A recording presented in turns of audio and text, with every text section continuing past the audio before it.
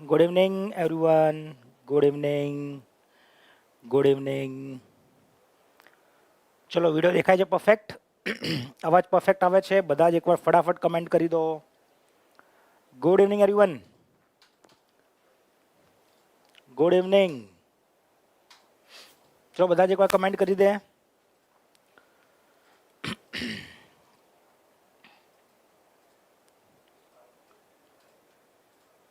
Comment બંધ નથી ને?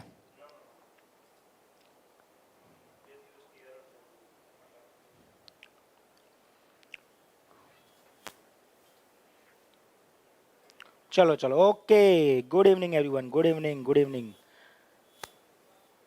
ચલો શરૂ કરીએ આજનું session. All set? Very good. ચલો ચલો સરસ. જો આજે આપણે ચર્ચા કરવી છે importance of maths and reasoning GPSC level માટે. હવે જે જીપીએસસી છે ને એ લાંબી રેસનો ઘોડો છે, ધ્યાન રાખવાનું. જેને જીપીએસસી 1-2 ક્લિયર કરવી હોય ને, કેમ કે જીપીએસસી 1-2 ક્લિયર કર્યા પછી કઈ પોસ્ટ મળે છે ખબર છે ને? Deputy collector. તમે ડીસી બની શકો, જિલ્લાના રાજા કહેવાય. જિલ્લાને જેવું સુધારવું હોય ને એમને સુધારી શકાય છે. એટલે પાવરફુલ પોસ્ટ છે ભાઈ. ડીવાયએસઓ બનવું હોય, મામલતદાર બનવું હોય તો જીપીએસસી 1-2 આપવી પડે. જીપીએસસી 1-2 તૈયારી કરવી હોય ને તો સૌથી પહેલા તમારામાં પેશન્સ લેવલ હોવું જોઈએ. હું 3 મહિના તૈયારી કરું સાહેબ તો લાગી જવાય? ના લાગી જવાય. તમારામાં 6 મહિના, 1 વર્ષ, 1.5 વર્ષ, 2 વર્ષનું પેશન્સ હોવું જોઈએ. આટલી ધીરજ તમારામાં છે? કમેન્ટ કરો ચલો કે યસ સર, મારામાં ધીરજ જોરદાર છે. હું કન્ટિન્યુ 300 દિવસ, 400 દિવસ, 500 દિવસ મહેનત કરી શકું છું. રોજે રોજ 8-8, 10-10 કલાક ભણી શકું છું. મારા જીવનનો 2 વર્ષ, 3 વર્ષ હું સંઘર્ષ કરવા તૈયાર છું. તો તમે જીપીએસસી 1-2 નું વિચારજો, નહીં તો વિચારવાનું જ નહીં. આપણે માની લેવાનું આપણા માટે નથી બની. જો ડેપ્યુટી કલેક્ટર બનવું હોય તો સૌથી પહેલા એ હોદ્દાના જે આમ હકદાર બનવું પડે. એમ ખાલી વિચારી લઈએ કે જીપીએસસી 1-2 આપી દેવી છે, બરાબર, અને પાસ થઈ જઈશું. મારે તો જીપીએસસી 1-2 આપી છે, ધડાધડ ફોર્મમાં ફોર્મ ભરી દીધા, 5 પ્રશ્ન નહીં આવડે પરીક્ષામાં.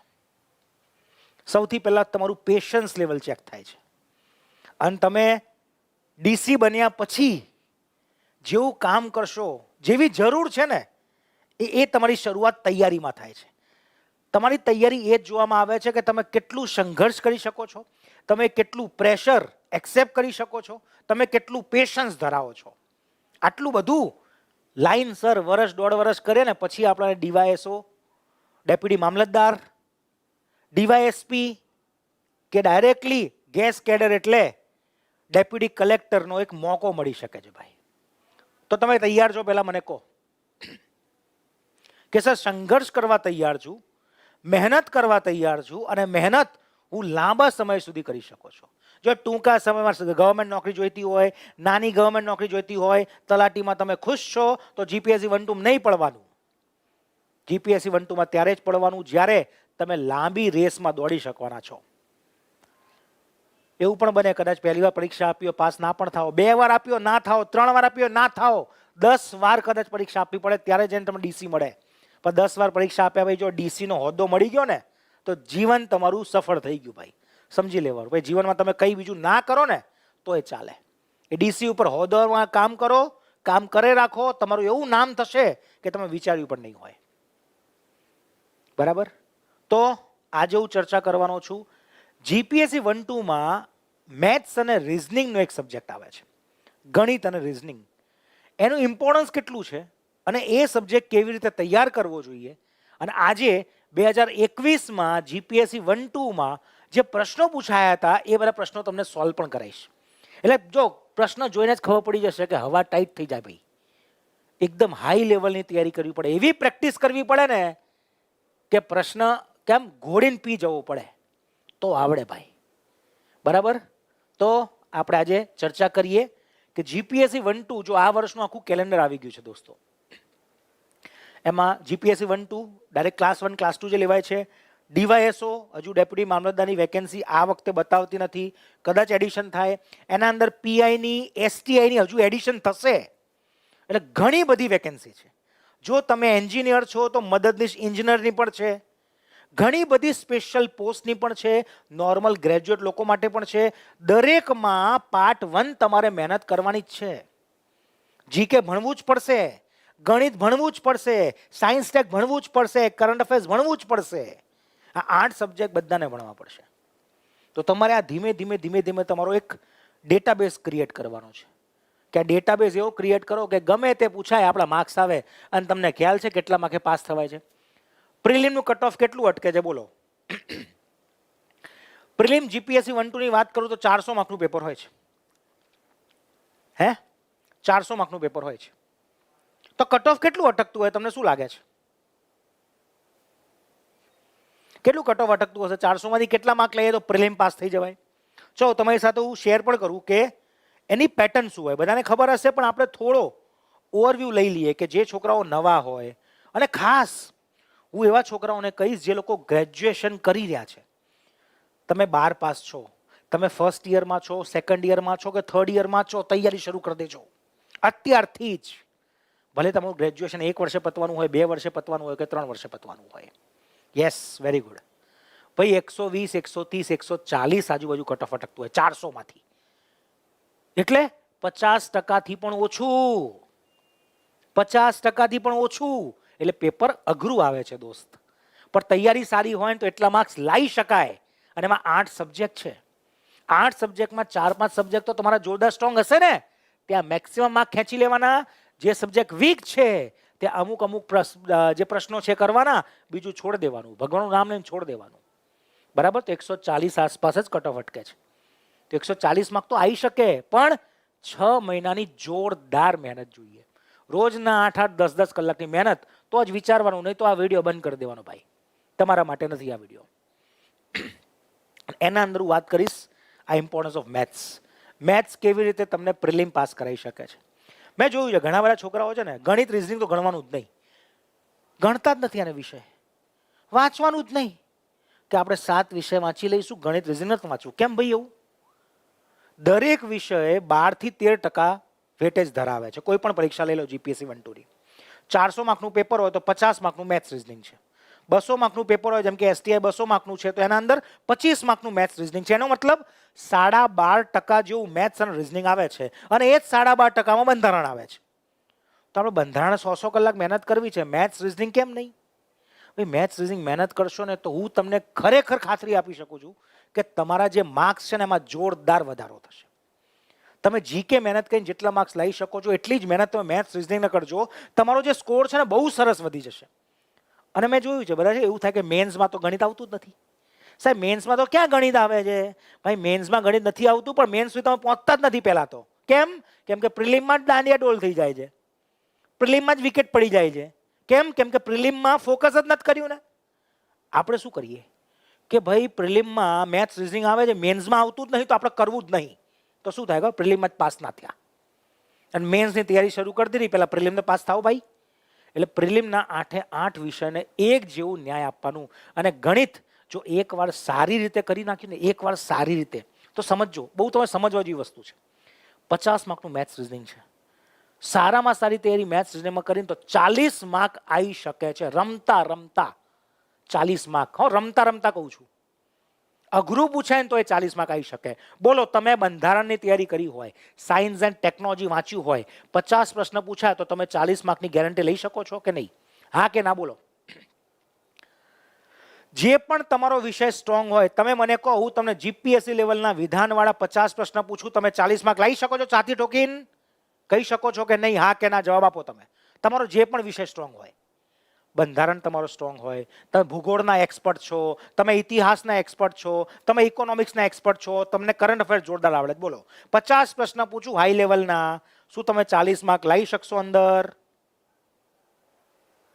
ના આવે. ના આવે. અઘરું પડે ભાઈ. આવે જ નહીં, અઘરું પડે. અઘરું પડે. કેમ કે ભાઈ જીકે માં અઘરું છે. 50 માંથી 40 લાવા જીપીએસસી માં. ગણિતમાં અઘરું નથી. ગણિતના અંદર અઘરું નથી. કારણ કે ગણિત એકવાર ભણી ગયા હોય ને, ગણિત અને રીઝનિંગ, એમને ગમે તે પૂછવું એને પૂછે. એમને જે પૂછવું એ પૂછે ભાઈ, આવડશે જ.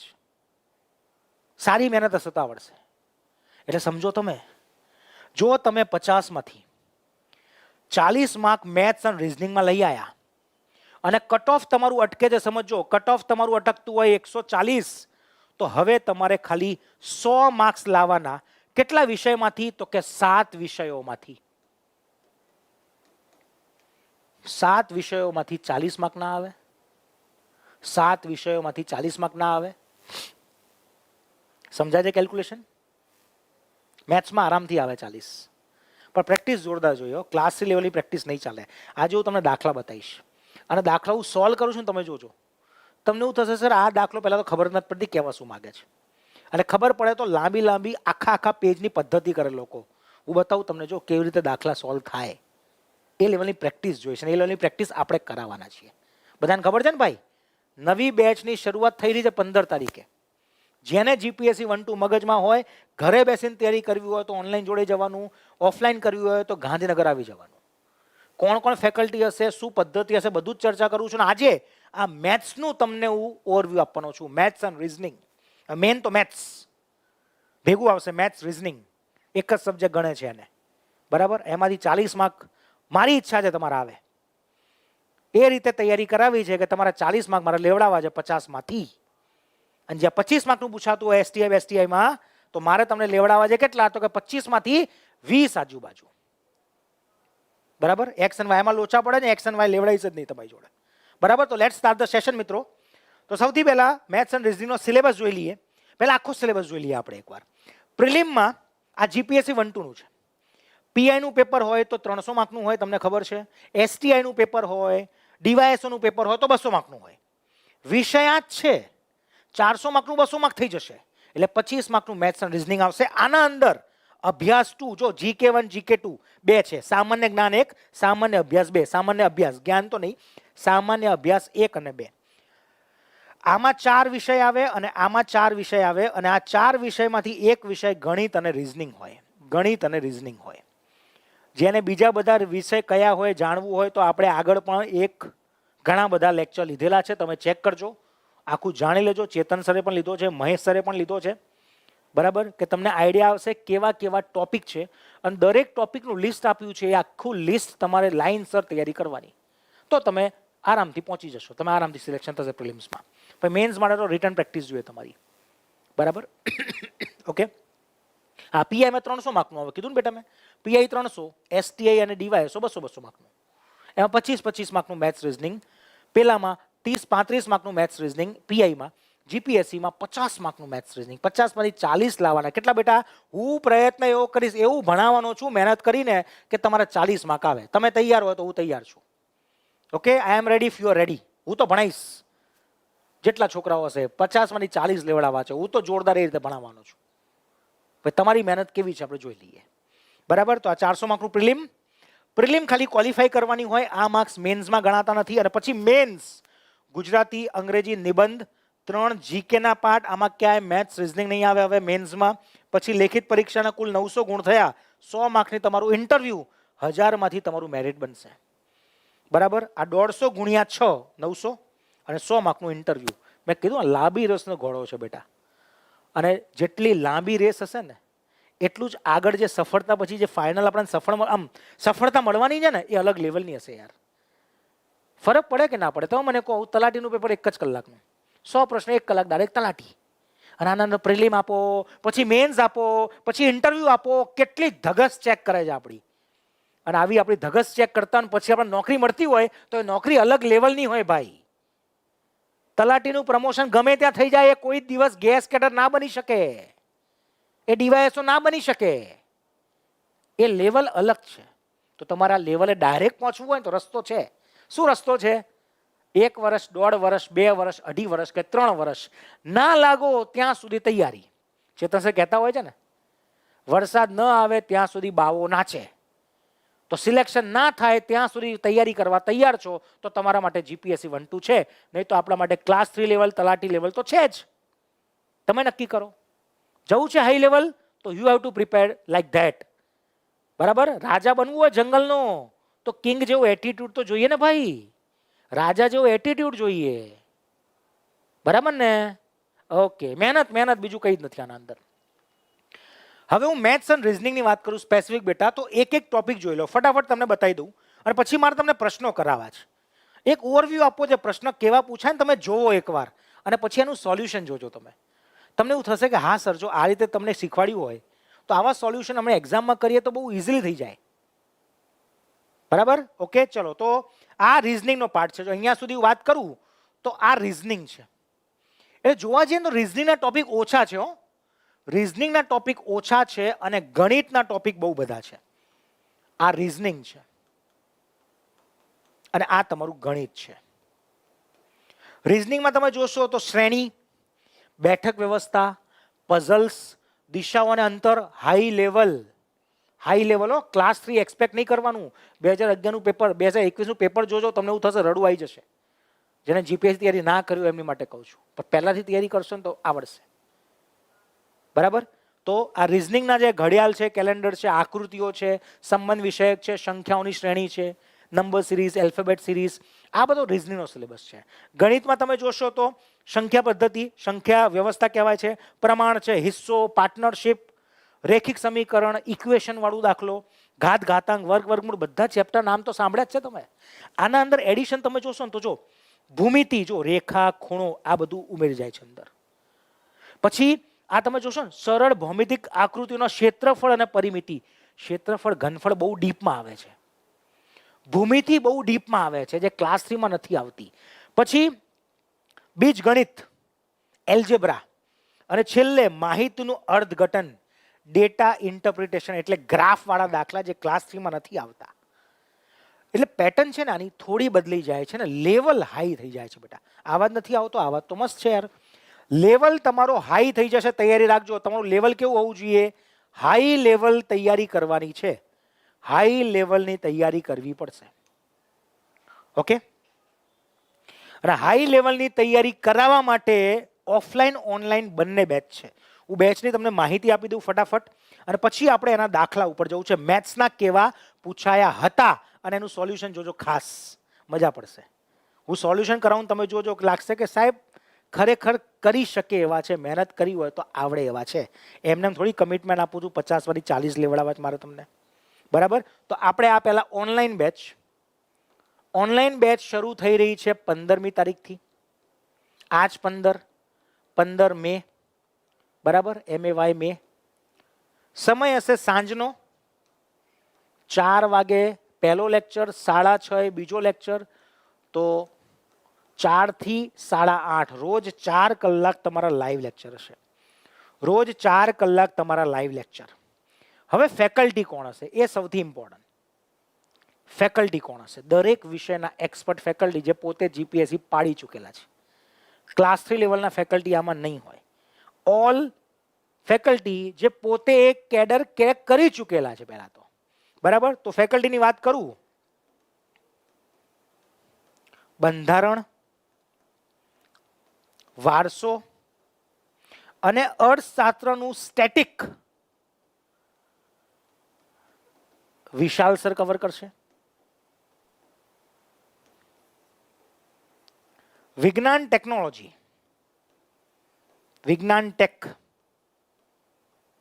નવીન સર કવર કરશે. આખી ભૂગોળ, બધી જ ભૂગોળ, ગુજરાત, ભારત, ભૌગોલિક, વિશ્વ, વૈશાલી મેમ કવર કરશે.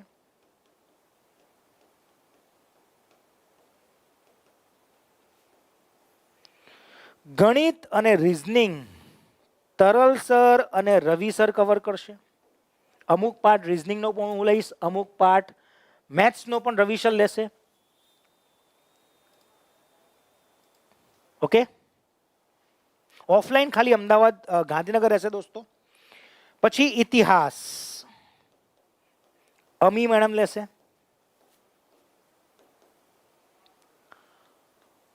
કરંટ અને અમુક પાઠ અર્થશાસ્ત્રનો કલ્પેશ સર લેશે. ઓકે? હવે કોઈ ટોપિક બાકી હોય મને કહેજો ભાઈ. કોઈ ટોપિક બાકી રહી જાય છે? કોઈ ટોપિક બાકી રહી ગયો? જોઈ લો ખાલી એકવાર. કોઈ ટોપિક બાકી નથી ને ભાઈ? કોઈ પણ ટોપિક બાકી નથી ને? જોઈ લો એકવાર. બધા ટોપિક આવી ગયા કે નહીં? 1 2 3 4 5 6 7 બધા જ આવી ગયા મારા પ્રમાણે. કોઈ બાકી હશે તો એ પણ કવર થશે. ચેતન સર આવશે ભૂગોળમાં અમુક ટોપિક લેવા માટે, બરાબર, ડોન્ટ વરી. ઓકે, તો આ આપણી ટીમ છે, સ્પેશિયલ ટીમ. પછી આની સાથે તમને શું મળવાનું છે, તો જે 7 વિષય છે. હવે હું 7 કેમ કહું છું બેટા, કેમ કે કરંટનું કોઈ પુસ્તક ના આવે. કુરણના તમને સ્પેસિફિક ડેલી એટલે એવરી વીક લેક્ચર કન્ડક્ટ થશે. એ ઇકોનોમિક બેઝ વધારે કરંટ પૂછાય, બરાબર. એટલે આપણે એના સ્પેશિયલ લેક્ચર લઈશું. અને પુસ્તકો 7 વિષયના અલગ અલગ પબ્લિકેશનના જે ફેકલ્ટીએ ડિસાઇડ કરેલા છે. અર્થશાસ્ત્ર માટે આ પબ્લિકેશનનું, ગણિત રિઝનિંગ માટે આ પબ્લિકેશનનું, એવા 7 વિષયના 7 પુસ્તક તમારા ઘરે આવશે. વિષયના 7 પુસ્તક તમારા ઘરે કુરિયર કરવામાં આવશે. એમાંથી જ આપણે તૈયારી કરવાની છે, એમાંથી જ તમારું ટેસ્ટનું આયોજન થશે. પછી જે ટોપિક છે, ટોપિક વાઇઝ તમારી ટેસ્ટ હશે. Topic wise test. જેમ ટોપિક તમે પૂરો કર્યો ભણવાનો, ઓનલાઈન ટેસ્ટનું આયોજન થશે. એ ટોપિક તમારે રિવિઝન કરવાનું, પછી તમારે ટેસ્ટ આપવાનો, બરાબર. હા કુશલભાઈ બેટા, અંકિત સર આપણે ક્લાસ 3માં ભણાવતા હોય એના એક્સપર્ટ છે. અમી મેડમ જીપીએસસી 1-2 ના એક્સપર્ટ છે, બરાબર. ઘડીભાઈ કે તલાટી ક્યારે આવશે? આવશે મારા વાલા. તલાટી જ આપવાની હોય તો આ વિડીયો તમારા માટે નથી બેટા. તો વાંચવાનું કરો. જીપીએસસી 1-2 વાળા માટે આ વિડીયો છે, બરાબર. ઓકે, આ લાઈવ બેચ 15 તારીખથી શરૂ થશે. આ બેચ 3 થી વધારે વાર જીપીએસસી પાસ થયેલા બધા જ ફેકલ્ટી છે. મટીરિયલ તમારા ઘરે આવશે. આખો પ્રિલિમનો સિલેબસ પૂરો થશે. એની ફીસ અત્યારે કેટલી છે, તો 24,500. 24,500 ફીસ હશે 15 તારીખ સુધી. 15 સુધી ત્યાં તમારે પ્રોમો કોડ GL30 વાપરવાનો છે, જે 15 તારીખ સુધી ચાલુ રહેશે. પછી એ પ્રોમો કોડ બંધ થઈ જશે. ઓકે. હા, કરંટ ભાસ્કર સર તો છે જે તો રોજ ભણાવશે જ, પણ જીપીએસસી લેવલ માટે અમે અલગથી કરંટ ભણાવીશું તમને. જીપીએસસી 1-2 છે, સમજો. ક્લાસથી જોડે ભેગું કરવાનું જ નથી. ક્લાસથી ભેગા લેક્ચર નહીં હોય તમારા સ્પેસિફિક લેક્ચર આખા જુદા, તમારી ટીમ આખી જુદી. કારણ કે તમે એક અલગ લેવલે પહોંચવા માંગો છો, તો અલગ લેવલનું તમને ડિલિવર થશે ભાઈ. ઓકે, તો હવે હું તમને કેવા પ્રશ્ન પૂછાય ગણિતમાં બતાવું? સોલ્વ કરીએ થોડું ગણિત? કરો, ચલો કમેન્ટ કરતો યસ સર. 2021નું જીપીએસસી 1-2નું જે પેપરમાં ગણિત હતા એના અમુક દાખલા હું તમને અત્યારે કરાવવાનો છું. તમને આઈડિયા આવે કે દાખલો અઘરો છે, પણ સમજ્યા હોય, એની કોન્સેપ્ટ ક્લિયર હોય તો કેટલો ઇઝી બની શકે છે, એ મારે તમને બતાવવું છે. ઓકે, તો કમેન્ટ કરતો કે યસ સર દાખલા અમારે સોલ્વ કરવા છે. કરાવો અમને સોલ્વ, અમારે કરવું છે સોલ્વ. બધા એકવાર લાઈવ કરી મેક્સિમમ શેર કરી દે અને હવે હા પાડ દે. યસ, ચલો વિનીતાબેને કહી દીધું. વિનીતાબેન થઈ જ જાય. ઓકે, ચલો ત્યારે. અને આ ઓફલાઈન સેમ બધી જ ફેસિલિટી. અહીંયા રૂબરૂ આવીને ભણવાનું છે ગાંધીનગર ખાતે. એનો કોન્ટેક્ટ નંબર છે બેટા, તમારે ફોન કરી લેવાનો.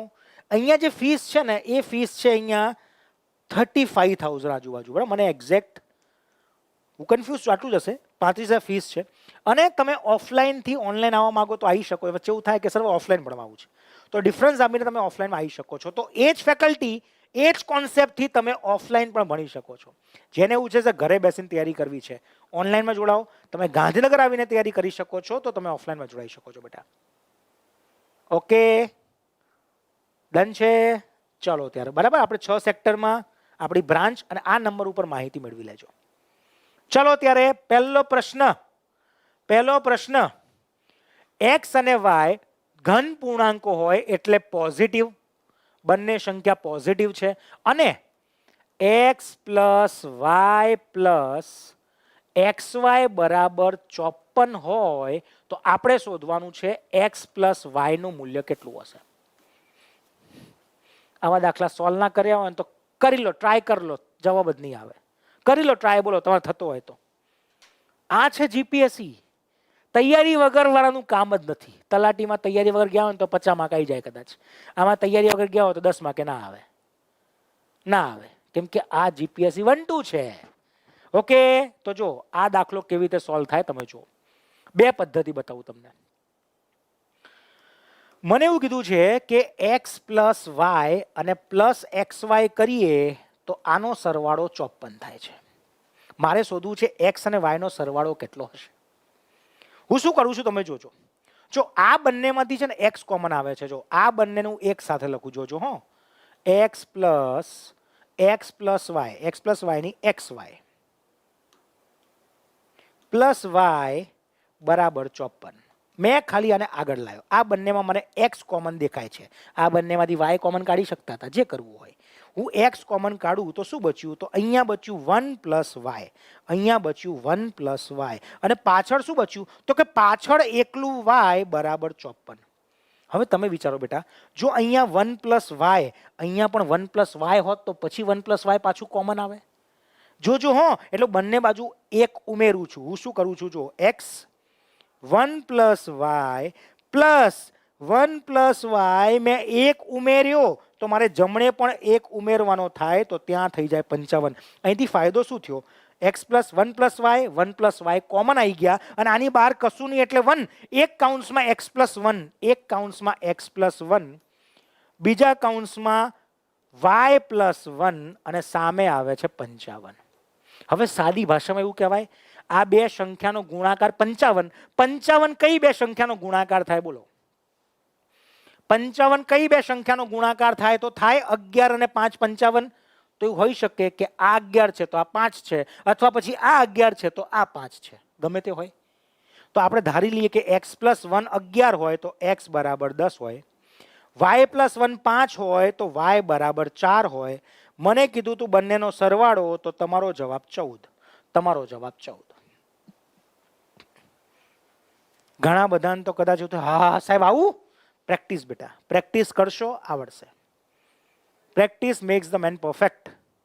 આવું પ્રેક્ટિસ કરવી પડે. જો ઘણા બધા છોકરાઓ સમજી શકે છે અને જવાબ આપી રહ્યા છે. ઓકે, સમજાય છે? કોઈ ડાઉટ? ઓકે, આ રીતે જવાબ આવે આનો.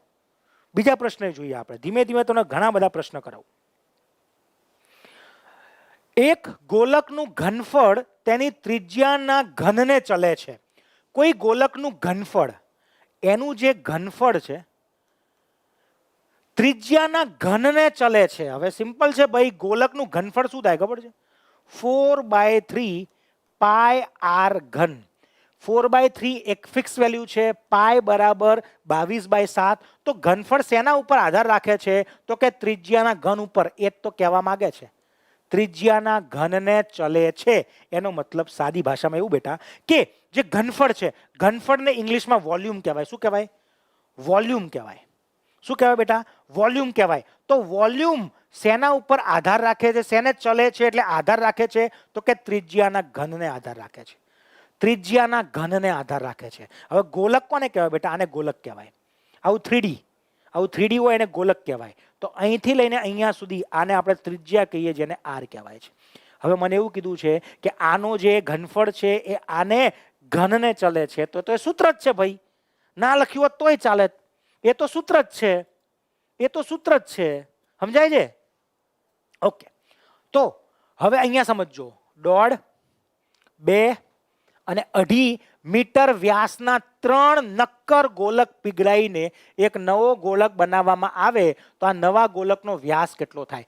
3 ગોળા ભેગા કરો, પીગળાઈ દો અને મોટો ગોળો બને તો 3 ગોળાનું જે ઘનફળ છે એ મોટા ગોળાના ઘનફળ બરાબર આવે.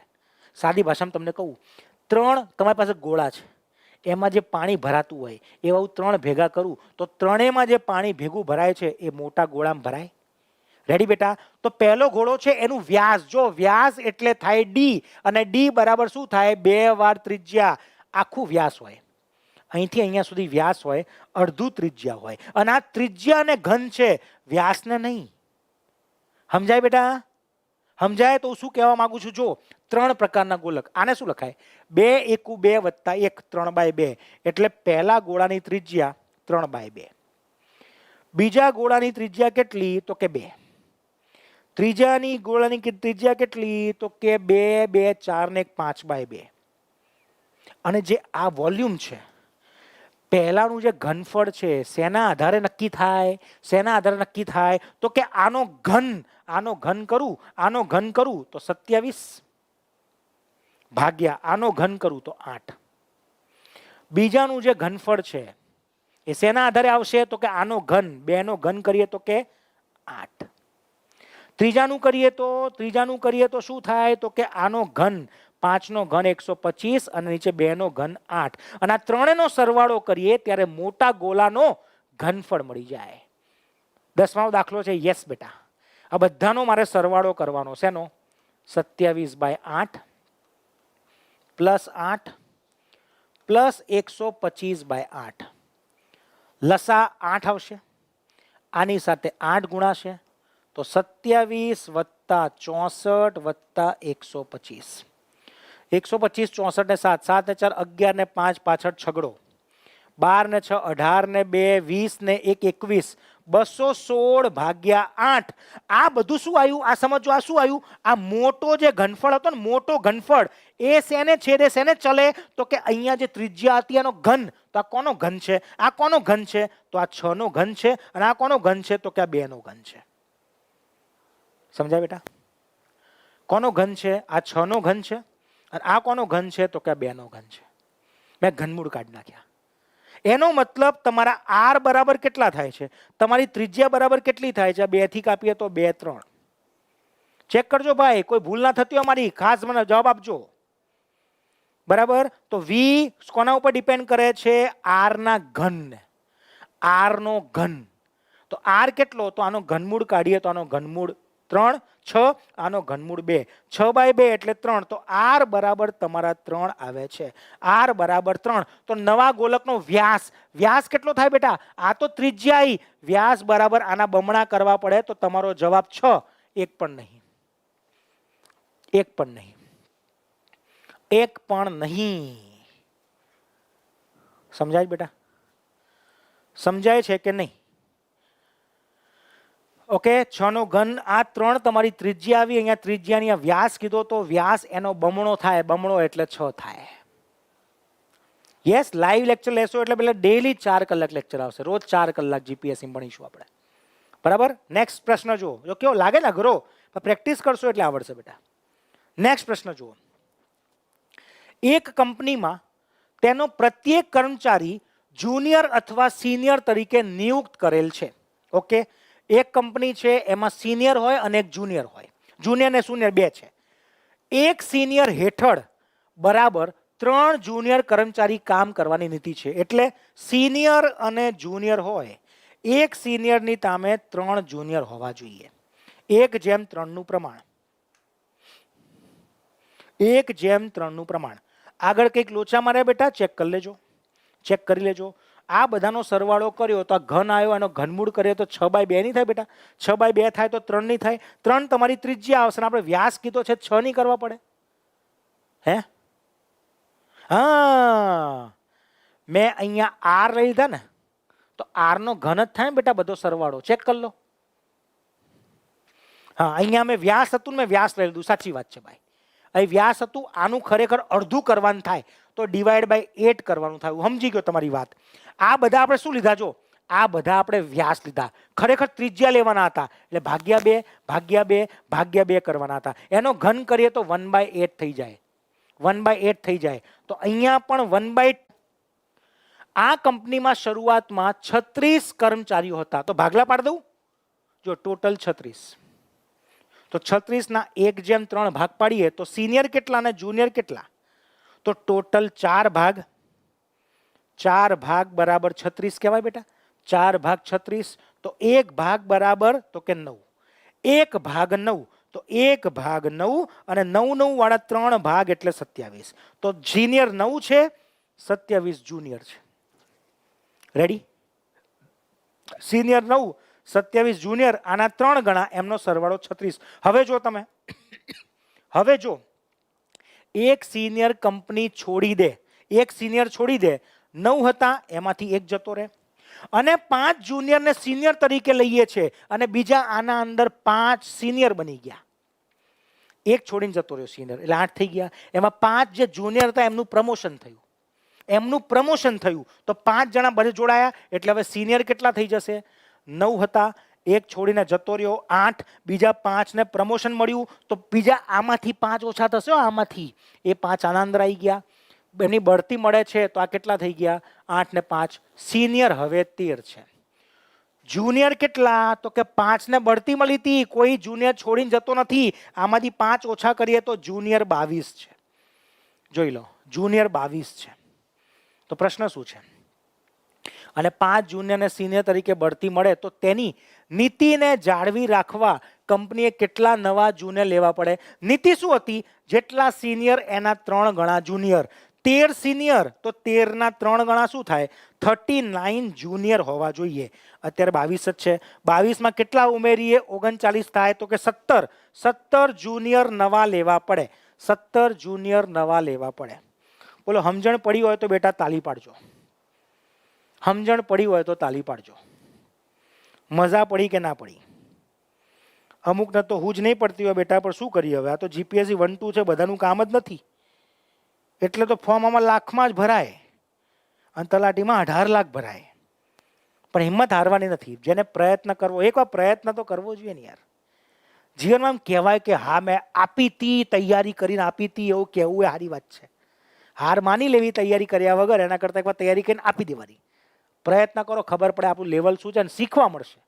જોરદાર શીખવા મળજો. જીપીએસસી 1 2 ની ખરેખર જે સારી રીતે વર્ષ, 1.5 વર્ષ, 2 વર્ષ તૈયારી કરે ને, એ આખી જિંદગી ક્યાંય પાછો ના ફરે. આખી જિંદગી ક્યાંય પાછો ફરે જ નહીં. કારણ કે એ લેવલનો સ્ટ્રેસ ભોગવ્યો હોય એને. જેને 1.5 વર્ષ પેશન્સ હોય તૈયારી કરવાનું, એકને એક વસ્તુ વાંચી રાખવાની, નવું નવું શીખતા રહેવાનું, એનું પેશન્સ લેવલ ચેક થઈ ગયું છે, આખી જિંદગી ક્યાંય પાછો જ નહીં પડે. એ ગમે ત્યાં સારી જગ્યાએ જ સેટ થાય ભાઈ. ગમે ત્યાં સારી જગ્યાએ જ સેટ થાય. ઓકે, ચલો આગળ વધીએ. મા બાપ, તેના 2 બાળકો, એટલે કોણ છે? જો મા બાપને લખું ફાધર, મધર, એના 2 બાળકો, તો બાળકોને હું લખું ચિલ્ડ્રન, ચિલ્ડ્રન 1 અને children 2. Father, mother, children 1, children 2, 2 બાળકો અને પપ્પા મમ્મી. 4 વર્ષ પહેલા એમની સરેરાશ ઉંમર 34 હતી. ક્યારે? 4 વર્ષ પહેલા. 4 વર્ષ પહેલા 34 ની ઉંમર હોય તો 34 ગુણ્યા 4 સરેરાશ, ચોકું ચોકું 16, 4 તરી 12 ને 1 13, 136 નો સરવાળો ક્યારે? 4 વર્ષ પહેલા. તો બધાની 4 4 ઉમેરીએ તો આજ રોજ શું થાય? બોલો, આજ રોજ સરવાળો આના અંદર 16 ઉમેર દેવાના. તો 6 ને 6 12, 3 4 અને 1 5 અને આગળ 1, 152 આજનો સરવાળો. આમાં કોઈને ડાઉટ? હિતેન્દ્રભાઈ કે ઇન્ટરવ્યુ ટેન્શન થાય. બેટા ઇન્ટરવ્યુ ટેન્શન મેન્સ ક્લિયર કર્યા પછી થાય. અત્યારથી શું કરવાનું? અત્યારે ટેન્શન પ્રિલિમની હોવી જોઈએ. અત્યારથી ચિંતા ઇન્ટરવ્યુની કરવાની. જો હું તમને એક વસ્તુ કહું, મેન્સ ક્લિયર કર્યું હોય ને તો ઇન્ટરવ્યુ ક્લિયર કરવાનો કોન્ફિડન્સ જાતે જ આવી જશે. કેમ કે મેન્સ ક્લિયર કર્યું હોય તમારી પાસે કેટલું નોલેજ હોય. શું ગભરાવો? ઇન્ટરવ્યુ શું પૂછવાનું છે? આ તૈયારી કરીએ તો પૂછાય છે. શું કરશો તમે ડેપ્યુટી કલેક્ટર બનીને? તમે ગામમાં જશો તો શું કરશો? બરાબર છે. ચાલો, 4 વર્ષ પહેલા 34, તો 34 ગુણ્યા 4 કેટલા થાય છે? 136.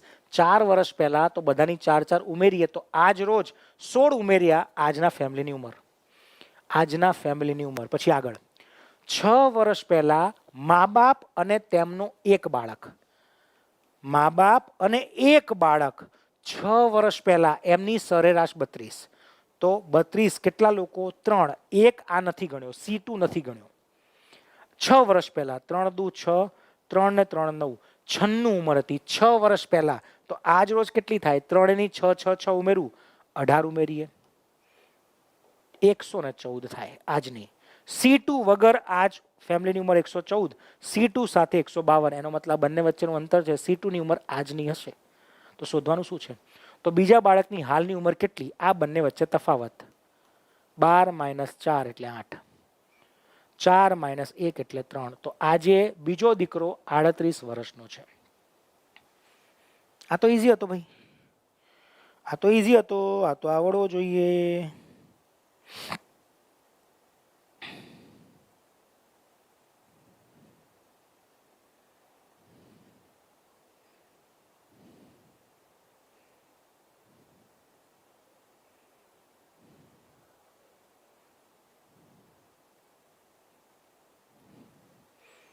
ક્લિયર બધાને? આ ઈઝી હતો કે નહીં? 4 વર્ષ પહેલા 4 લોકોની કીધી હતી તો એમની સરેરાશ ગુણ્યા 4 એમાં 16 ઉમેરવાના. 3 વર્ષની 6 વર્ષ પહેલા કીધી હતી, બધાની 6 ઉમેરાય એમાં 18 ઉમેરવાના. બંને વચ્ચેનો અંતર C2. નેક્સ્ટ પ્રશ્ન. આજથી 3 વર્ષ પહેલા આશાની ઉંમર અજયની આજથી 1.5 વર્ષ પછીની ઉંમર કરતા 4 ગણી હતી. આશાની ઉંમર જો સમજજો, આશાની ઉંમર જે છે ને આજની, આશાની ઉંમર અને બીજો કોણ છે તો કે અજયની ઉંમર. અજયની ઉંમર, આશાની ઉંમર હું એક્સ લઉં છું આજની, અજયની ઉંમર હું વાય લઉં છું. આ મેં ક્યાંની લીધી? આજની ઉંમર. હવે ઉપર વાંચું અને સોલ્વ કરું. આજથી 3 વર્ષ પહેલા આશાની ઉંમર, 3 વર્ષ પહેલા આશાની ઉંમર કેટલી આવે તો કે x - 3. ઓકે. અજયની આજથી 1.5 વર્ષ પછીની, આની 1.5 વર્ષ પછી શું આવે તો કે y + 1.5. અજયની 1.5 વર્ષ પછીની, આશાની 3 વર્ષ પહેલાની. તો આશાની 3 વર્ષ પહેલાની જે આ ઉંમર હતી એ કેટલી તો કે અજયની જે 1.5 વર્ષ પછીની હતી એના 4 ગણા. આના 4 ગણા કરો તો આશાની 3 વર્ષ પહેલાની ઉંમર મળી જાય. આવું કહેવા માંગે છે. તો આ એક સમીકરણ બની ગયું. આને આપણે સોલ્વ કરીએ તો x - 3 બરાબર 4y + 1.5 ગુણ્યા 4 એટલે 6. 4y પણ અહીંયા લઈ આવો, 3 ને તમે સામે લઈ જાઓ તો 4y અહીંયા આવે તો x - 4y, 3 સામે પ્લસ થઈને જાય તો 9. આ સમીકરણ નંબર 1. પછી આગળ વાંચીએ. શોર્ટકટે કરાવો, જોજો શોર્ટકટે કરાવીશ. જો તેમની હાલની ઉંમરનો તફાવત 16.5 છે, આમની ઉંમરનો તફાવત એટલે શું થાય તો કે x - y બરાબર 16.5. હવે અહીંયા એક કન્ફ્યુઝન તમને થઈ શકે પરીક્ષામાં કે સર ઉંમરનો તફાવત 16.5 તો x ને આગળ મૂકવાનો કે y ને આગળ મૂકવાનો? જેની ઉંમર મોટી હોય આગળ આવે. તો અહીં વાંચીને સમજાય તમને? અહીંયા શું કીધું તું? તમે અજયની 1.5 વર્ષ પછીની ઉંમર લો, એના 4 ગણા કરો ત્યારે તમે આની 3 વર્ષ પહેલાની ઉંમર આવે છે. એનો મતલબ આશા મોટી છે. તો x - y બરાબર 16.5. આ બીજું સમીકરણ તમારું. બસ આ બે સમીકરણ તમે ભેગા કરો. આ બે સમીકરણને હું તફાવત લઈ લઉં. ચલો બંનેને હું માઇનસ કરું તો x કપાઈ જાય. y માઇનસ 4y એટલે 3y થાય બરાબર 16.5 - 9 તો 7.5 થાય. તો y બરાબર 2.5. આશા હતી 2.5 વર્ષની, અહીંયા 2.5 મૂકીએ, 2.5 સામે જાય તો x બરાબર કેટલા થશે? આમાં 2.5 ઉમેરે 17, 18, 19. x બરાબર 19. આશાની ઉંમર આજની 19, અજયની ઉંમર આજની 2.5. કઈ પૂછી હતી? આશાની. આશાની કેટલી? 19.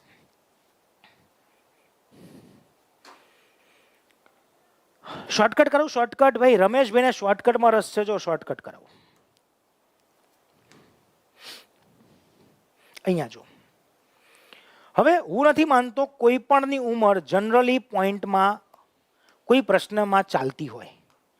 જનરલી કોઈની પણ ઉંમર શોધવી હોય તો મન નથી લાગતું એ જનરલી પોઈન્ટમાં આપી હોય કે પોઈન્ટમાં મારે શોધવાની હોય. તો હું શું કરું છું? જોજો શોર્ટકટ, જોજો પ્રશ્ન સમજવાનો પ્રયત્ન કરજો.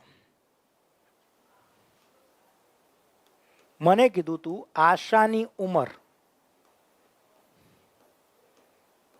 3 વર્ષ પહેલાની અને અજયની ઉંમર 1.5 વર્ષ પછીની. આના કરતા આ ઉંમર 4 ગણી હોવી જોઈએ. આવું કીધું છે ભાઈ? પ્રશ્નમાં આવું કીધું છે? ઓકે, સરસ. તો હું ઓપ્શનથી જોઉં. આશાની હાલની ઉંમર કેટલી? આશાની હાલની ઉંમર 16 લીધી હોત, આશાની હાલની ઉંમર 16 લીધી હોત તો હાલની ઉંમર 16 હોય તો 3 વર્ષ પહેલા કેટલી હોય? 3 વર્ષ પહેલા કેટલી હોય તો કે 16 માં 3 એડ કરીએ તો 13. અને આ 13 કોઈ સંખ્યાના 4 ગણા હોવા જોઈએ. તો જો આ પોઈન્ટમાં હોય તો જ થાય. 4 ના ઘડિયામાં 13 આવતી નથી તો 13 જવાબ ના હોઈ શકે. આ જવાબ કેન્સલ. જો 17 ઉંમર હોત, 17 માં 3 વર્ષ પહેલા 3 માઇનસ કરું તો 14. કોઈ પણ સંખ્યાના 4 ગણા 14 થતા નથી. Cancel, cancel. 19, આની ઉંમર 19 હોત તો 3 વર્ષ પહેલા 16 હોત. અહીંયા 16 હોય તો આની ઉંમર 4 ના 4 ગણા કરો તો 16 થાય. તો 16 4 ના ઘડિયામાં આવે, એનો મતલબ 16 જવાબ સાચો. ત્યાંય સેટ નહીં થાય, જોઈ લો. 3 માઇનસ કરશો તો 18 અને 18 4 ના ઘડિયામાં આવતું નથી. બસ બોલો શોર્ટકટ. બીજું કઈ જોઈએ ભાઈ? બીજું કઈ જોઈએ? હવે અહીંયા જ પ્રશ્ન એવો પૂછ્યો. ચલો તમે કહો સાહેબ અહીંયા આશાની પૂછી હોત તો અને અજયની પૂછી હોત તો જો આ 4 ગણા, તો 4 ગણા એટલે અહીંયા અજયની 4 હોત, પણ ક્યારે? 1.5 વર્ષ પછીની. 1.5 વર્ષ પછીની 4 હોય તો 1.5 માઇનસ કરીએ તો અજયની ઉંમર અત્યારે 2.5 હોય. ખબર પડી હોય તાલી પાડજો ભાઈ, ખબર પડી હોય તો. 3 વર્ષ પહેલા એની ઉંમર પેલાના 1.5 વર્ષ પછીના 4 ગણા, તો 4 ગણા એનો મતલબ 3 વર્ષ પહેલા એની ઉંમર 4 વડે ભગાય એવી હોવી જોઈએ. 3 વર્ષ પહેલા 4 વડે ભગાય, 3 વર્ષ પહેલા 13, આ 4 વડે ના ભગાય. 3 વર્ષ પહેલા ઉંમર 14, 4 વડે ના ભગાય. 3 વર્ષ પહેલા ઉંમર 16, 4 વડે ભગાય. 3 વર્ષ પહેલા 18, 4 વડે ન ભગાય. જવાબ તમારો 19. એ કમેન્ટ આપો બેટા બધા. ક્લિયર? વધુ આગળ ચાલો નેક્સ્ટ પ્રશ્ન. આ તો જોરદાર છે. પરીક્ષામાં વાંચીને ખબર ના પડે તો છોડીને જતું રહેવાનું. મેં કીધું પરીક્ષામાં મેં તમને કીધું 50 માંથી 50 લાવવાનું કીધું જ નહીં, તાકાત જ નથી, અઘરું પડે. 40 લાવવાનું કીધું, એમાં 10 પ્રશ્ન આવા છોડવાના હોય. હું અત્યારે કરાવું છું તમને, પ્રશ્ન સમજજો.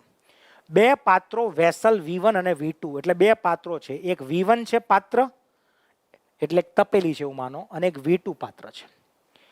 40% સાંદ્રતાનું બેઝિક દ્રાવણ ધરાવે છે. બેન્ઝીન, સાંદ્રતાનું બેન્ઝીન દ્રાવણ ધરાવે છે. એટલે બંનેમાં 40% બેન્ઝીન છે. બંનેમાં 40%. તો આમાં પણ બેન્ઝીન જોઈએ તો 40%, અને બાકીનો જે અધર શું છે મને નથી કીધું, અત્યારે અધર લખું તો એ 60% છે. આમાં પણ બેન્ઝીન છે 40%, અને બાકીનું જે છે એ એના અંદર 60%. ઓકે ચલો ઠીક છે. મીના પાત્ર V1 માં કેટલુંક શુદ્ધ બેન્ઝીન નાખે છે તેનાથી સાંદ્રતા 50% થાય છે. આના અંદર એને બેન્ઝીન ઉમેર્યું. સમજો, બેન્ઝીન ઉમેર્યું તો આ બેન્ઝીન જે 40% હતું એ 50% થઈ ગયું. સમજાય? બેન્ઝીન એમાં ઉમેર્યું તો એ 50% થઈ ગયું. તો કેવી રીતે કરીશ તમે જો. હું ધારી લઉં છું કે આ વેસલમાં X લીટર દ્રાવણ છે. આના અંદર કેટલું છે આગળ વાંચી લઈએ ચલો. આના અંદર બેન્ઝીન ઉમેરશો, આ 50% થઈ જવું જોઈએ. પછી આગળ જુઓ, તથા તે પાત્ર V2 માંથી કેટલુંક દ્રાવણ બહાર કાઢે છે, આમાંથી કંઈક બહાર કાઢવાનું, અને એટલું જ શુદ્ધ બેન્ઝીન નાખે છે, તો ત્યાં જ એની પણ સાંદ્રતા, આ પણ 40 વાળો 50 થઈ જશે. આ 40 વાળો 50 ક્યારે થશે? ડાયરેક્ટ બેન્ઝીન નાખવાનું 50% થઈ જાય. આમાં કાઢવાનું અને બેન્ઝીન નાખવાનું, ત્યારે આ 50% થઈ જાય. તો પ્રશ્ન જ ના સમજાય, એટલે કીધું ના સમજાય છોડ દેવાનું. હું તમને કરાવું, 2 સ્ટેપમાં જવાબ ના આવે તો મને કહેજો. જેથી તેના 50% થઈ જશે કાઢીને નાખ્યા પછી. જો શરૂઆતમાં V1 અને V2 1:2 ના ગુણોત્તરમાં છે. સમજાઈ ગયું બેટા? એટલે જો આ X હોય તો અહીંયા 2X હોય. અહીંયા જેટલા લીટર એની સામે અહીંયા બમણા લીટર. આમાં કોને ડાઉટ? ઓકે. તો મારે શોધવાનું શું છે? V1 અને V2 માં મીનાએ ઉમેરેલા બેન્ઝીનનો ગુણોત્તર. આમાં કેટલું બેન્ઝીન ઉમેર્યું હશે એ પ્રશ્ન. આમાં કેટલું બેન્ઝીન ઉમેર્યું હશે? તો અહીંયા બેટા એક વસ્તુ જોજો તમે. અહીંયા આ બંને છે એનાથી અહીંયા બમણા છે. અહીંયા X છે તો અહીંયા 2X છે. તો અહીંયા X માં બેન્ઝીન કેટલું હતું? 40% હતું. એના અંદર કંઈક ઉમેર્યું અને કેટલું થઈ ગયું? તો કે 50% થઈ ગયું. સમજો, મિક્સચર એલિગેશન, ઘણા કે મિક્સચર એલિગેશન બેકા મિક્સચર એલિગેશન આમાં કામ જ નહીં આવે. મિક્સચર એલિગેશન કામ નહીં આવે, નહીં કામ આવે. હવે તમારે એવું વિચારવાનું બેટા, સમજો, આના અંદર હું કેટલું એડ કરું તો આના સમાન થઈ જાય? બંને સરખા ક્યારે થાય? આ બંને સરખા ક્યારે થશે? આ 40 હોય ને આ 60 હોય, તો જો આના અંદર 20 ઉમેરું તો આ સરખું થઈ જાય. એનો મતલબ પહેલામાં શોર્ટકટ કરું ડાયરેક્ટલી તો 20% X ના તમારે બેન્ઝીન ઉમેરવાનું. તો V1 માં આપણે કેટલું બેન્ઝીન ઉમેર્યું? X ના 20%. આ તમારું 100 હોય, આમાં હું કેટલું ઉમેરું? બંને સરખા થઈ જાય. જો આ 60 હોય તો આને 60 કરવા તમારે 20 ઉમેરવાના. તો 100 ના 20 શું થાય? તો કે 20% X ના ઉમેરવાના. X ના તમારે 20% ઉમેરવાના. બરાબર? હવે આનો ગુણોત્તર કોની સાથે? તો તમે V2 માં કેટલું ઉમેર્યું, આના અંદર કેટલું ઉમેરવાનું એ પ્રશ્ન છે. આના અંદર તો તમારે કાઢવાનું અને પછી ઉમેરવાનું અને પછી બંને સરખા થાય. તો જોજો આ બંનેનો ગુણોત્તર અડધાને ખબર નહીં પડે, માફ કરજો. 2:3 નો ગુણોત્તર કહેવાય બેટા, 2:3. આમાંથી તમે કાઢો અને પાછા લાવો, બંને ઇક્વલ થઈ જાય, સરખા થઈ જાય. કેટલા થઈ જાય? બંને સરખા થઈ જાય. પણ આની સામે અહીંયા તમે બમણા લો છો. સમજાય છે કે નહીં? તો આ બંનેમાંથી આમાંથી તમે કાઢો અને એટલું જ તમે અંદર લાવો તો કેટલા થાય? કેટલા થાય બોલો? કમેન્ટ કરો. સમજાય જ બેટા? આમાંથી તમે પહેલા કંઈક કાઢ્યું, તમે કાઢો ને તોય આના ટકા તો 40 અને 60 જ રહે. તો તમે જે કાઢ્યું અને તમે પાછા લાયા એ કેટલા? કેટલા? તો કે 20% શેના? તો કે 2x ના. આવું થાય કે ના થાય બોલો? હા બરાબર છે? સમજાય છે કે નહીં મને પહેલા એ કહો. આ વસ્તુ સમજાય છે કે નહીં? આ વસ્તુ મગજમાં ઉતરે છે કે નહીં? ના ઉતરે તો કોઈ મતલબ જ નથી ભાઈ. હે? પહેલામાં તમે કેટલું નાખો છો? પહેલામાં તમે નાખો છો 20%. શેના? 20% એક્સના. એક્સના 20%. બીજામાં તમે છે ને કાઢો છો પહેલા તો, અને પછી જ્યારે નાખો છો ત્યારે તમે આ બંનેને સરખા કરો છો. આમાંથી કંઈક કાઢવામાં આવે તો પણ એમનો ગુણોત્તર તો 2:3 નો જ રહે. અને પછી તમે જ્યારે બંને નાખો છો ત્યારે બંને સરખા થઈ ગયા, બંને અઢી અઢી થઈ ગયા. તો તમે જે કાઢ્યો એ પાર્ટ કેટલો કાઢ્યો? તમે જે કાઢ્યો એ પાર્ટ કેટલો કાઢ્યો બોલો? યસ, છઠ્ઠો ભાગ 2x ના. 2:3 1/5. જવાબ તમારો 3/5. સમજવો અઘરો છે, થોડો સમય લાગે બેટા લેવલ ઉપર પહોંચવા માટે. થોડો સમય લાગશે, તમારે બેઝિકથી બધું શીખવું પડશે. બરાબર? આ 5મો ભાગ એડ થયો, આના છઠ્ઠો ભાગ ક્યાંથી આવ્યો તમને થોડુંક સમજાવું છું. પહેલા 2:3 હતું, એમાં તમે ઉમેરો આ ટોટલ 5, બંને 50-50% થઈ જાય તો આ પણ અઢી, આ પણ અઢી. આમાં તમે જે કાઢ્યો એ કેટલો ભાગ કાઢ્યો? 0.53 ના શું થાય? છઠ્ઠો ભાગ કાઢ્યો. છઠ્ઠો ભાગ શેનો? તો 2x નો. 2x નો છઠ્ઠો ભાગ આ બંનેનો ગુણોત્તર કરવાનો હતો. તો ગુણોત્તર તમારો 3/5. ના સમજાય અત્યારે તો ચિંતા ના કરતા, ધીમે ધીમે શીખશો. અત્યારે મારો હેતુ છે તમને બતાવવાનો કેવા લેવલના પ્રશ્ન પૂછાય છે. ચલો આ ઈઝી છે. પી કોઈ એક દિવાલ 24 દિવસમાં બનાવી શકે છે. ક્યુ એક દિવાલ 30 દિવસમાં બનાવી શકે છે. પહેલા હું લસા લઈ લઉં તો 120 કામ ધારી લો. 120 ભાગ્યા 24 એટલે આની ક્ષમતા 5. 120 ભાગ્યા 30 એટલે આની ક્ષમતા 6. આ રોજનું 5 કામ કરી શકે, આ 6 કરી શકે. રોજ ટોટલ 120 કામ આપણે ધાર્યું. ઓકે, હવે આગળ જુઓ. પી કામને શરૂ કરે છે અને 6 દિવસ કામ કરે છે. પી શરૂઆત કરે તો રોજનું 5 કામ, એવું 6 દિવસ કરે તો 30 કામ થઈ જાય. સર્કલ કર્યું. પી કામ શરૂ કરે છે, 6 દિવસ પછી તેની સાથે ક્યુ જોડાય છે અને તેઓ 3 દિવસ કામ કરે છે. પછી પી અને ક્યુ ભેગા મળી 3 દિવસ. બંને ભેગા થાય તો રોજનું કેટલું કામ થાય? તો કે 11. 11 3 દિવસ થાય. 30 ભાગ્યા આ 4 આવશે, અહીંયા 4 આવશે. તો 5 ને 4 9. 9 કામ 3 દિવસ એટલે બંને ભેગા થઈને બીજું 27 કામ કર્યું. બીજા 27 કામ કર્યું. પી 6 દિવસ કામ કરે તો 30 કામ થાય. પછી બંને ભેગા થાય, 9 કામ 3 દિવસ કર્યું 27. પછી જો 3 દિવસ સાથે કામ કરે છે, પી કામ છોડી દે છે. હવે પી જતો રહ્યો, હવે એ એકલો કરશે. તો દિવાલનો બાકીનો ભાગ પી કેટલા દિવસમાં બનાવશે? હવે કેટલું બની ગયું કામ જોઈ લો. 57 કામ થઈ ગયું. 120 માંથી તમે 57 માઇનસ કરો, 63 કામ બાકી એ આ 5-5 કરીને બનાવશે. ભાગ્યા 5, 5 12.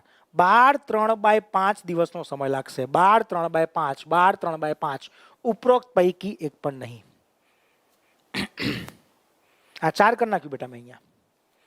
ઉપરોક્ત પૈકી એક પણ નહીં.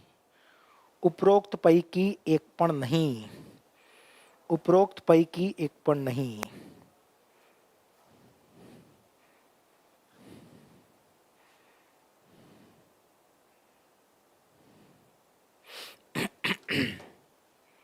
ઓકે, ચલો આગળ વધીએ. એક 10 સેન્ટીમીટર ચોરસ કાગળમાંથી, ચલો આ 10 સેન્ટીમીટર ચોરસ કાગળ છે, બધું બાજુ 10x10 છે. આ 10, આ 10, આ 10 અને આ 10 લખી નાખો. અને 10 10 10 અને 10. તેના ચારે ખૂણાઓ પરથી 2-2 સેન્ટીમીટર ચોરસ કાપવામાં આવે છે. જો આ બાજુથી બધી બાજુથી 2-2 સેન્ટીમીટર ચોરસ કાપી લેવાનું. આ 2-2 સેન્ટીમીટર ચોરસ કાપી લેવાનું. આ 2-2 કાપી નાખવાનું. તો કેવું ચોરસ બનશે જોજો. કેવું ચોરસ બનશે? 2-2 સેન્ટીમીટર તમે કાપી નાખો તો હવે આવું બને કે ના બને? જોજો આ ચોરસ. એમાંથી તમે કેટલું કાપી નાખ્યું? 2-2 સેન્ટીમીટર એટલે આટલું કાપી નાખ્યું. આ 2x2, આ 2x2, 2x2 અને 2x2. તો હવે કેવું ચોરસ બનશે? એ બાજુ બનાવવું. તો હવે ચોરસ તમારું આવું વચ્ચે વધ્યું, આમ આ કાપેલું, આ કાપેલું, આટલું બચ્યું, આ કાપેલું, આટલું બચ્યું, આ કાપેલું. સમજાય જ બેટા? આ 4 ટુકડા મેં કાપી નાખ્યા. આ 4 ટુકડા, આ તમે 2 કાપી નાખ્યો. ટોટલ તમારો કેટલા હતા? 10 હતા. 2 અહીંથી કપાયા, 2 અહીંથી કપાયા, તો આ 6 બચ્યું. આ 6, આ 2, આ 2, આ 6, આ 2, આ 2 લંબાઈ, આ 6, આ 2, આ 2, આ 6, આ 2 અને આ 2. આ લંબાઈ લખી નાખી મેં. 4 ખૂણા તમે કાપી નાખ્યા. બાકીના કાગળને વાળીને એક લંબઘન બનાવવામાં આવે છે. હવે એ કેવી રીતે લંબઘન બને બેટા? જો અહીંથી હું આ કાગળને વાળ દઉં, અહીંથી હું વાળી દઉં. જો એ મેં અહીંથી આમાં ડોટ ડોટ બનાવ્યા. સમજજો, ઇમેજિન કરજો. ખાલી ઇમેજિન કરવાનું છે. આને હું વાળ દઉં, આમ વાળ દઉં તો ખોખું બની જાય કે નહીં? લંબઘન બની જાય કે નહીં? હું તમને દોરીને બતાવું. જો આ આપણી જોડે ક્યાં તૂટો છે ભાઈ? આ ઓનલાઈન છે તો મજા આવે. બરાબર? અહીં જોજો. આ તમારા માટે હું ચોરસ કાગળ લાવ્યા. ચોરસ કાગળ છે ભાઈ? છે ચોરસ કાગળ. એના ખૂણામાંથી આપણે 2-2 સેન્ટીમીટર કાપી નાખવાના. તો એવું કાપી નાખું ભાઈ. એના 4 ખૂણા હું કાપી નાખું. હો, એ કાપવા મને થોડો ટાઈમ લાગશે ભાઈ.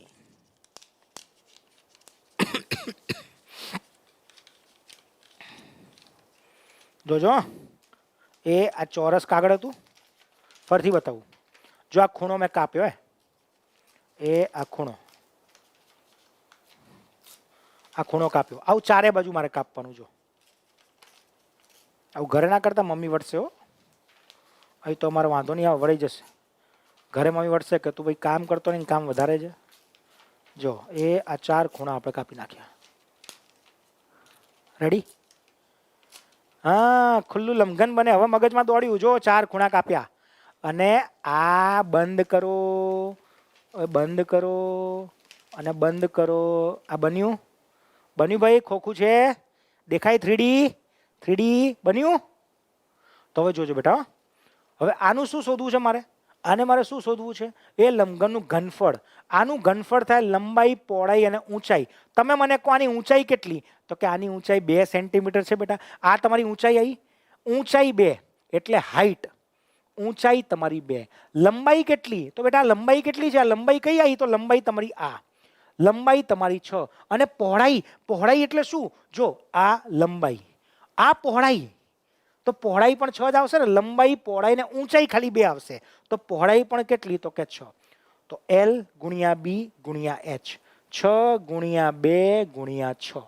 છાયો 36 ગુણ્યા 2 એટલે 72. તમારો જવાબ 72 ઘન સેન્ટીમીટર. જ્ઞાન સાથે ગમત. મજા પડી ભાઈ?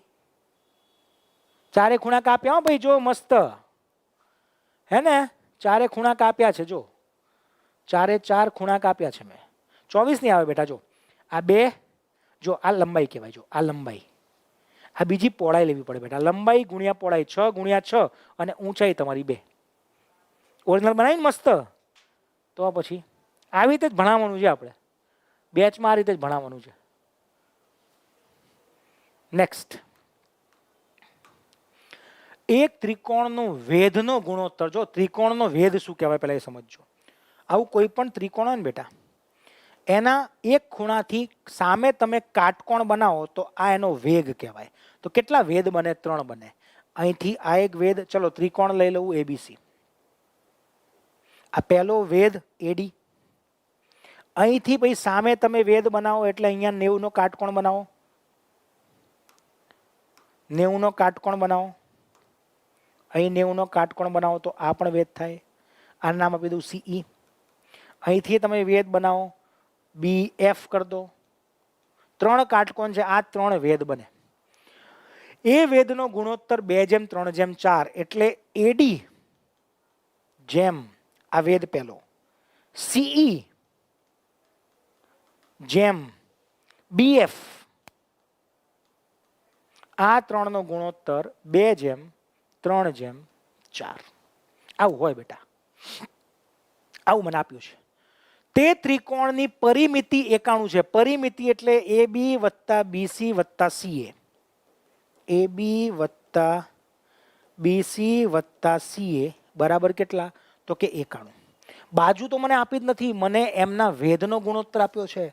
મને એમના વેધનો ગુણોત્તર આપ્યો છે. મને એમના વેધનો ગુણોત્તર આપ્યો છે. વેધનો ગુણોત્તર આવો હોય તો ત્રિકોણની બાજુનો માપ એટલે મારે આ બાજુ અને આ બાજુ શોધવી છે. તો અહીંયા હું તમને સિમ્પલ એક નિયમ આપી દઉં. તમને એક સિમ્પલ નિયમ આપું, ધ્યાન રાખજો બધા ધ્યાન રાખજો. બધા અહીંયા ધ્યાન રાખજો. જો તમારા વેધનો ગુણોત્તર આ પ્રમાણે હોય તો વેધ જે આધાર ઉપર બનાવ્યો છે એનો ગુણોત્તર એનો વ્યસ્ત હોય. શું કહેવા માંગુ છું? જો AD ક્યાં બનાવ્યો? AD ક્યાં બનાવ્યો? તો AD બનાવ્યો BC ઉપર. તો BC નો જે ગુણોત્તર છે ડાયરેક્ટલી BC જેમ આનું વ્યસ્ત કરી દેવાનું 1/2. C ક્યાં બનાવ્યું છે? એ આ રહ્યું C. C ક્યાં ગયું? આ રહ્યું ભાઈ. આ C શેના ઉપર બનાવ્યું છે? તો કે AB ઉપર. એનો મતલબ AB નો જે લંબાઈ હશે એ 1/3 એનું વ્યસ્ત કરી દેવાનું. ગુણોત્તરમાં ગુણોત્તર વ્યસ્ત થાય એટલે બાજુનો ગુણોત્તર એ વ્યસ્ત થાય વેધના ગુણોત્તરનો, વેધનો ગુણોત્તર વ્યસ્ત થાય બાજુના ગુણોત્તરનો. રેડી બેટા? તો આ BF ક્યાં બનાવેલો છે? બોલો. BF અહીંયા બનાવેલો છે. શેના ઉપર બનાવેલો છે? AC ઉપર. તો આનો વ્યસ્ત કરીએ તો 1/4. કોનો? તો કે BF ક્યાં બનાવ્યો? તો BF AC ઉપર. AC લસા લઈએ તો લસા 12 થાય. આમના લસા 12 થાય બેટા. તો 12 બનાવવા માટે અહીંયા ગુણ્યા 6, 12 બનાવવા માટે 4, 12 બનાવવા માટે 3, તો નીચે પણ 3, નીચે પણ 4, નીચે પણ 6. આ કપાઈ ગયો. એનો મતલબ એમની બાજુનો ગુણોત્તર જોજો. AB પહેલા લખું, AB જેમ BC જેમ AC. AB કેટલું? AB નો ગુણોત્તર 4. BC કેટલો? BC નો ગુણોત્તર 6. અને AC કેટલો? AC નો ગુણોત્તર 3. અને ટોટલ પરિમિતિ કેટલી હતી? 91. આ ટોટલ કેટલા? 13. 13 ભાગ 91 1/7. તો આ કેટલા? 7 ચોકું 28. આ કેટલા? 7 છગ 42. આ કેટલા? 7 તરી 21. જોઈ લો ઓપ્શન 28 42 21. 42 28 21. 42 28 21.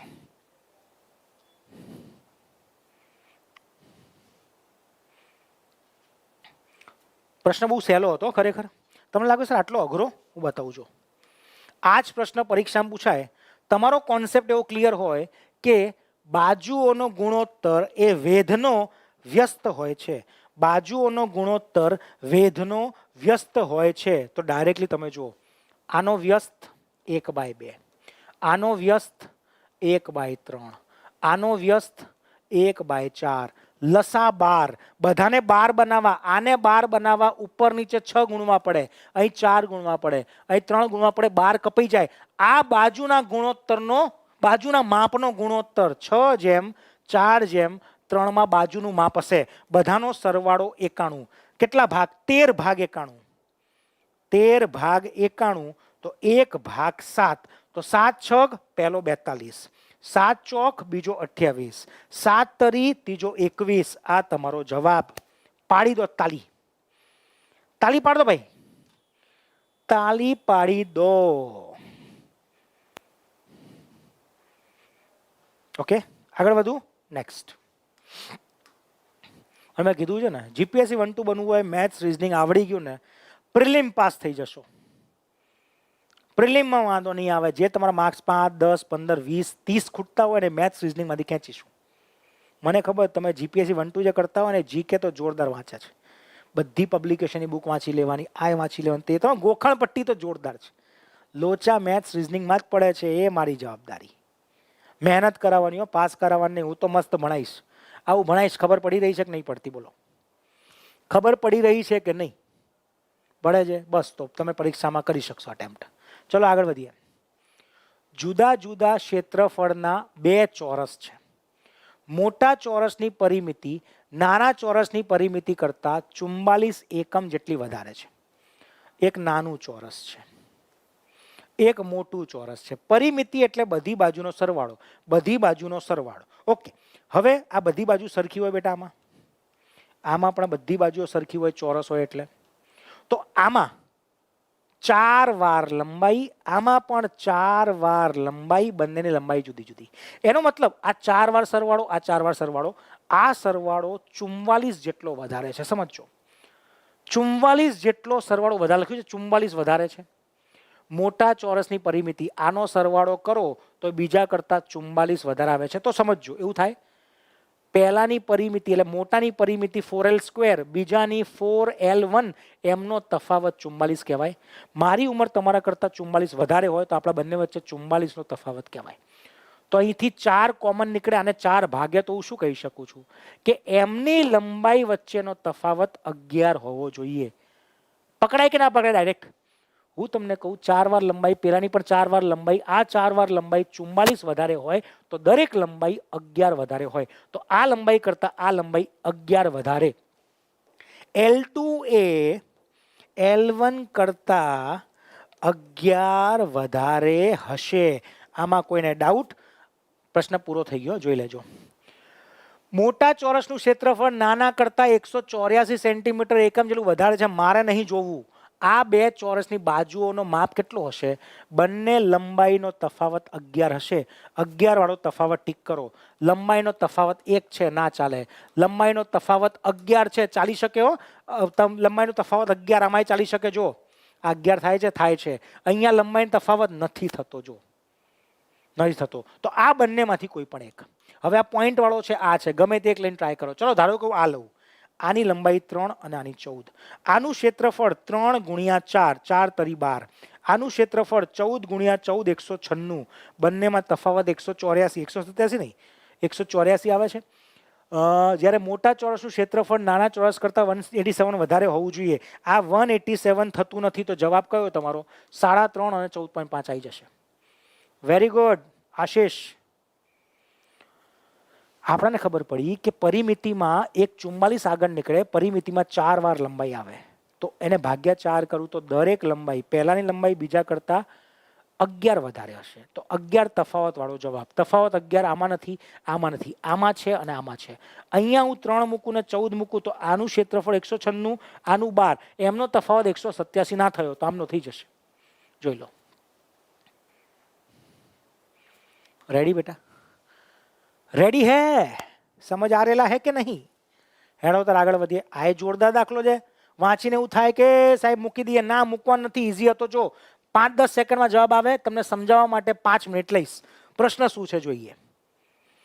બિંદુ A Q B એક જ રેખામાં એવી રીતે આવેલા છે કે P Q અને B એ બિંદુ A થી P Q B લાઈનમાં 100 મીટર, 200 મીટર અને 300 મીટર દૂર છે. ચલો ચાલુ કરું. પહેલા કોણ? એ બિંદુથી આ બિંદુ એ, એનાથી 100 મીટરે કોણ? તો કે 100 મીટરે P. ઉપર લખું. P આવે કેટલા મીટરે? તો કે 100 મીટરે. એટલે બધાને A થી કમ્પેર કર્યા હો. જોજો, A થી અનુક્રમે A થી P કેટલો દૂર? તો કે 100. A થી Q કેટલો દૂર? તો કે 200. તો ઘણા છોકરાઓ અહીંથી 200 લખે. ના, અહીંથી 200. અહીંથી 200 હોય તો આ 100 અને આ બીજો 100. તો અહીંયા વાત ચાલે છે Q. તો આ પણ 100 થયો બેટા. જો અહીંથી આ 100 દૂર કહેવાય તો અહીંથી આ 200 દૂર કહેવાય. અહીંયા જ લોચા પડતા હોય એક્ઝામમાં. પછી A થી જ B કેટલો? તો કે 300. A થી 300 હોય તો 100, 200 અને બીજા 100. તો B આવી ગયો. એનો મતલબ તો એવું થયું બધા 100 ના અંતરે જ છે. પણ સમજણ પડવી જોઈએ. સમજણ પડવી જોઈએ. તો આને હું કરી દઉં circle. P Q B A P Q આ 4 લાઈનમાં 100 મીટરના અંતરે છે. કાર 1 અને કાર 2 બિંદુ A થી એક જ સમયે રવાના થાય છે. કઈ? કાર 1 અને 2 A થી રવાના થાય છે. ઓકે, ચલો અહીંથી કાર 1 રવાના થાય છે, અહીંથી કાર 2 રવાના થાય છે B તરફ જવા. ઓકે બેટા, ચલો સરસ. કાર 1 અને કાર 2 બિંદુ A થી એક જ સમયે રવાના થાય છે બિંદુ B તરફ જવા. તે જ સમયે કાર 3 બિંદુ B થી રવાના થાય છે. અહીંથી એક જ કાર 3 નંબરની B થી રવાના થાય છે. આ કારના નામ છે 1 2 3. 1 2 ને 3. 1 2 ને 3. બરાબર, 1 2 ને 3. અહીંથી 1 ને 2 નીકળ્યા તો અહીંથી 3 નીકળ્યા. ચલો આગળ ધ્યાનથી વાંચજો ભાઈ, છટકી ના જતા વચ્ચેથી. કાર 3 બિંદુ 2 થી રવાના થાય છે, એ તરફ જાય છે. હવે અહીંયા વાંચજો, અહીંથી બહુ કામનું. કાર 3 એ કાર A ને બિંદુ Q પર મળે છે. 3 1 ને, આ 1 3 ને ક્યાં મળે છે? Q ઉપર.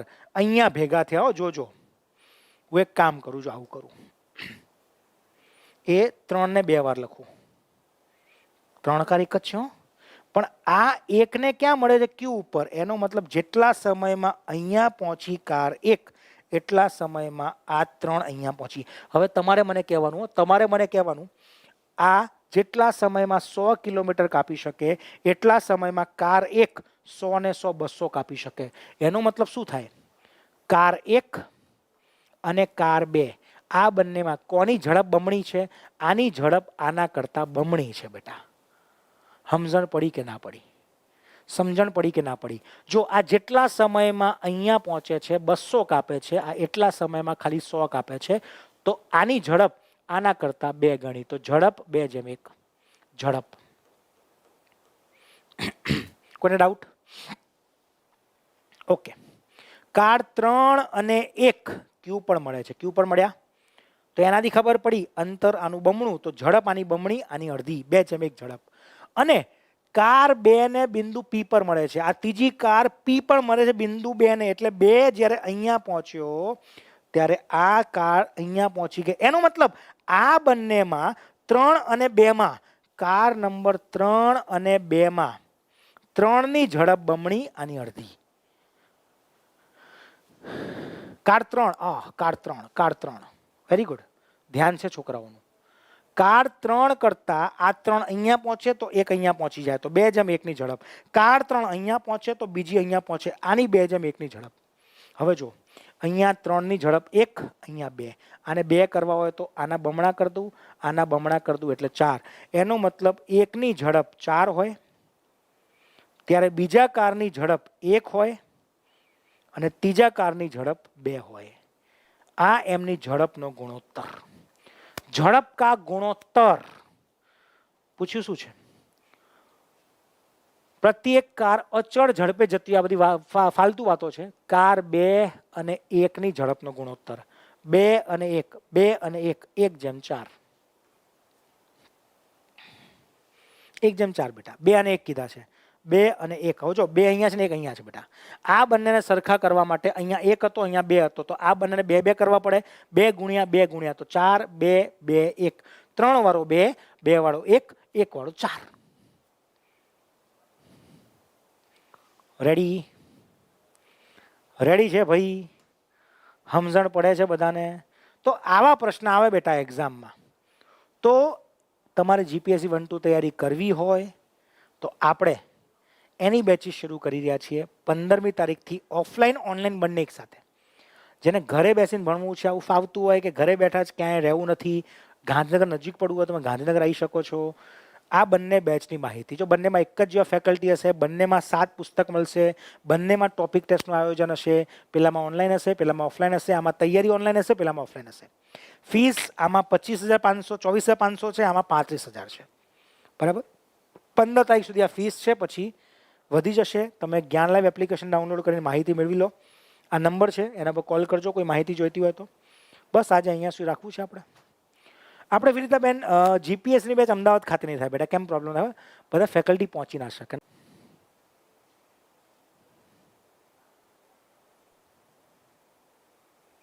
ઓકે દોસ્તો, તો આપણે અહીંયા સુધી રાખીએ છીએ આજે.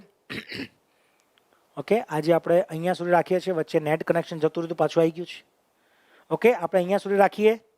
કોઈ પણ ક્વેરી હોય, બેચની માહિતી જોઈતી હોય, તમે દરેક ફેકલ્ટીના લેક્ચર્સ પણ જોયા હશે, એ બધા જ હાઈ લેવલના ફેકલ્ટી આ બેચમાં ભણાવશે.